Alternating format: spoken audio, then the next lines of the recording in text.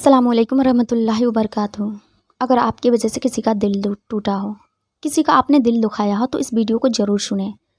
नबी करीम हुजूर सल्लल्लाहु अलैहि वसल्लम ने वजाहत फरमाई। हुजूर फरमाने लगे सहाबा से कि बताओ मेरी उम्मत में मुफलिस कौन है।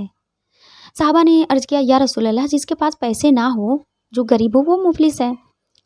हुजूर ने इरशाद फरमाया, मेरी उम्मत में मुफलिस आदमी वो है जो क़यामत के दिन पहाड़ के बराबर भी नेकियां लेकर आएगा। नमाज, रोज़ा, हज, ज़कात, सदका सब लेके आएगा, लेकिन हुजूर फरमाते हैं कि अगर किसी का उसने दिल तोड़ा होगा, किसी को बुरा कहा होगा, नतीजा ये निकलेगा कि अल्लाह ताला सारी नेकियां उस लोग को दे देगा जिसको उसने तकलीफ़ दिया हो। फिर इसके ज़िम्मे अगर कुछ भी हुकूक बच भी जाए ना, तो जिसको तकलीफ़ दी थी उसके सारे गुनाह इस इंसान के सर डाल करके इसे दोज़ख में डाल दिया जाएगा। अगर आप किसी का दिल दुखाते हैं, किसी का दिल तोड़ते हैं, तो इसकी इतनी बड़ी सज़ा आपको आखिरत में मिलने वाली है, और आखिरत के साथ साथ आपको इस दुनिया में भी सज़ा मिलेगी। कैसे? क्योंकि आपने अगर किसी का दिल तोड़ दिया है ना, तो जितना ज़्यादा उसको अंदर से तकलीफ़ होगी, जितना ज़्यादा वो आहें भरेगा, जितना वो तड़पेगा, उस हर तड़प के हर आह के बदले आपको सज़ा मिलेगी। आपकी ज़िंदगी में सब कुछ तो रहेगा, लेकिन कभी सुकून और चैन की ज़िंदगी आप नहीं जी सकेंगे। और जैसे आपने उसका दिल तोड़ा है ना, एक दिन आपका भी दिल टूटने वाला है। ये बात हमेशा याद रखिए, ये दुनिया की सज़ा है।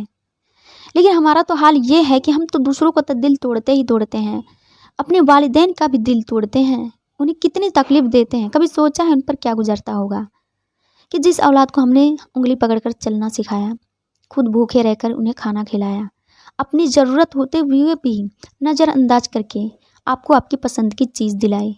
अगर आपको थोड़ी सी भी तकलीफ़ हुई, पूरी रात अपनी नींद ख़राब करके जाग कर आपकी देखभाल की, क्या आपने कभी सोचा है उन पे क्या गुजरता होगा आपकी इस वजह, आपकी दिल तोड़ने की वजह से? एक बार खुद को अपनी वालिदैन की जगह रख के खुद सोचे कि आपके बच्चे आपके साथ ऐसे करेंगे तो आप पे क्या गुजरेगा। इसलिए कभी भी हमें किसी का भी, चाहे जो भी शख्स हो, हमें दिल नहीं दुखाना चाहिए, क्योंकि जितना चोट आपको ना लाठी से नहीं लगती, उससे कहीं ज़्यादा आपकी ज़ुबान से लग सकती है।